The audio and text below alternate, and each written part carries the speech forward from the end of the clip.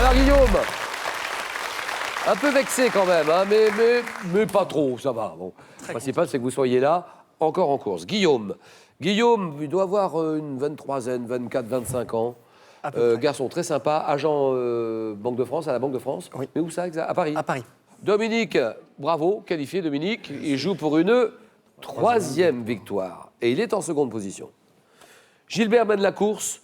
Alors lui, il est ingénieur en réparation navale sur les sous-marins, sur les chasseurs de mines, les navires scientifiques. On ne pourra peut-être pas en dire beaucoup. Je vais vous interroger là-dessus. Vous me direz ce que vous voudrez bien me dire. Où habitez-vous, Gilbert? J'habite à Guilher, Guilher, à côté de... juste au nord de Brest, à Brest. 5-10 km. Alors, messieurs, tout le monde, 4 thèmes, 40 secondes au chronomètre pour faire 4 à la suite.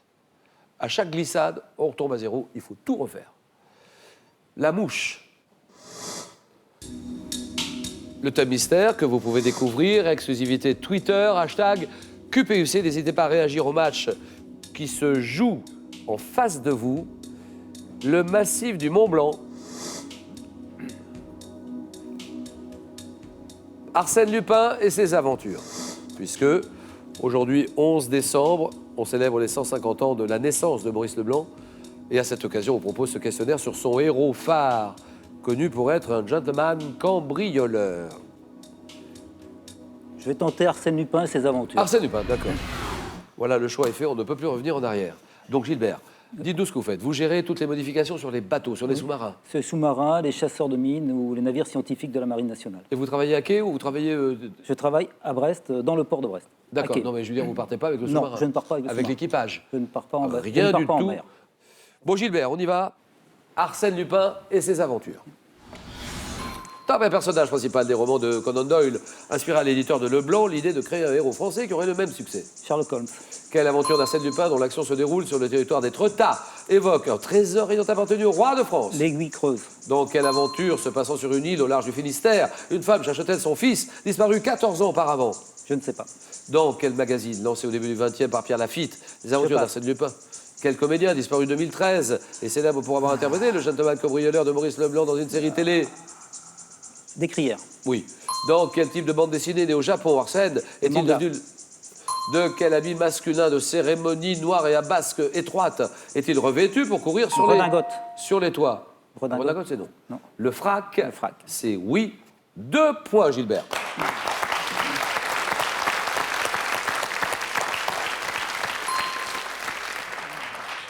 Dans quel magazine les aventures d'Arsène ont-elles d'abord été publiées en feuilleton?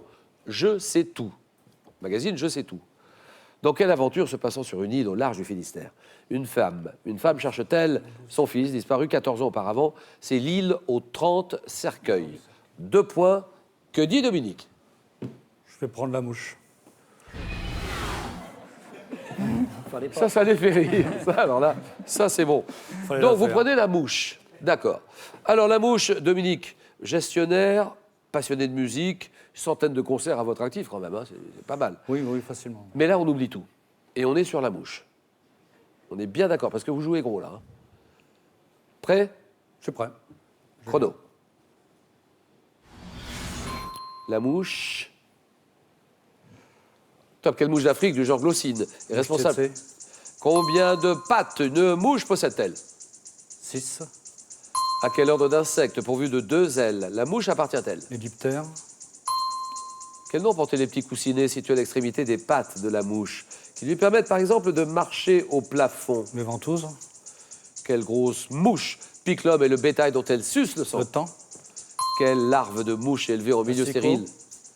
Comment appelle-t-on les éléments polygonaux qui forment les yeux, composés des mouches? Les facettes. Dès 1910, quelle mouche, également appelée mouche du vinaigre? Drosophile. Oui 7 points. Enfin 7 points. Je veux dire 4 points et score final. Bravo, ça c'est bien joué. Il est content. Il est content, Dominique, bien sûr qu'il est content. Pourquoi je dis 7, je ne sais pas. 4 points, 4 bonnes réponses à la suite, bien joué. Celui-là, vous ne l'avez pas. Vous ne l'avez pas, celui-là. Désolé. Quel nom portent les petits coussinets situés à l'extrémité des pattes de la mouche, qui lui permettent par exemple de marcher au plafond? Les pulvilles, P-U-L, pulvilles. Et Guillaume, c'est à vous. Bien, thème mystère. Thème mystère ordinateur, quand vous voulez. Nous allons dévoiler ce thème les bottes et les chaussures. Bon, alors Guillaume, là, le pauvre Guillaume, il va faire ce qu'il va pouvoir. Eh oui. Donc, depuis tout petit, le karaté. Pourquoi le karaté? Pourquoi le karaté? C'est un super sport, un vrai art martial, un beau sport. Un art de Et vivre. un art de vivre. Art de vivre, Complètement. c'est plus qu'un sport. Bien plus. C'est une vraie pratique sportive. Oui. C'est une culture. Oui, On est d'accord? complètement. Alors, c'est parti. Guillaume, là, on est sur le jeu, très concentré. On ne pense à rien d'autre. Bottes et chaussures. Donc, les chaussures de toile, la semelle de corde tressée était à l'origine portée en Espagne et dans le midi de la La France. sandale. Non. Quelle botte courte de style western est caractérisée par un bout pointu et une tige décorée? Je sais pas. Quelle sandale à lanière de cuir croisée doit son nom à une ancienne... Spartiate. Quelles chaussures aux longues pointes relevées à la mode au XIVe et XVe siècle sont d'origine polonaise? Je passe.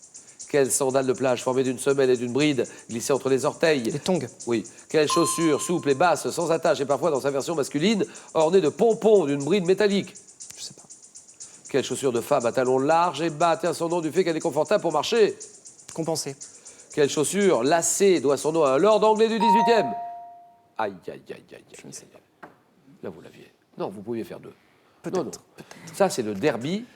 Et vous pouviez faire 2, notamment avec l'espadrille. L'espadrille. Oui, l'espadrille. En Espagne, dans le midi de la France. Là, c'était Ah, possible, là, l'espadrille. c'était faisable. Celle-là, botte courte, de style western, caractérisée par un bout pointu, une tige décorée. C'est la Santiago. Ah oui, la Santiago. La Santiago. 1 point pour Guillaume.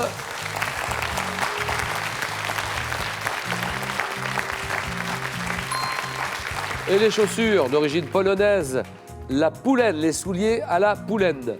Chaussures de femme à talons larges et bas qui tient son nom du fait qu'elle est confortable pour marcher le trotteur.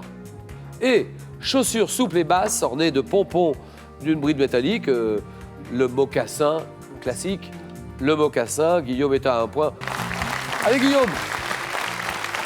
Et si on jouait maintenant pour 10 000 euros? La question tout de suite, elle est là. Pour 10 000 euros, 32, 43. 10 000 euros sur cette question, allons-y. Quelle matière légère utilise-t-on pour fabriquer des bouchons? Oui. Réponse 1, le liège. Oui. Réponse 2, le coton. 32, 43. SMS, vous envoyez 1. Réponse 1, c'est le liège. Réponse 2, le coton. Au 7, 10, 20. Tirage au sort parmi toutes les bonnes réponses. Là, vous avez tous les éléments en main pour essayer de prendre les 10 000 euros. Bravo, monsieur Guillaume. Oh, écoutez, on fait ce qu'on peut. Hein. Je Oh, reconnais oui, que c'est pas c'est- facile du tout. Je le reconnais bien volontiers. On va se régaler avec la 3e manche du jeu. Parce qu'en voilà deux sévères, 2 solides et 2 costauds qui vont pas se laisser faire. Surtout que Dominique va jouer pour une 3e victoire. Le match, Gilbert, Dominique, le choc, le jeu.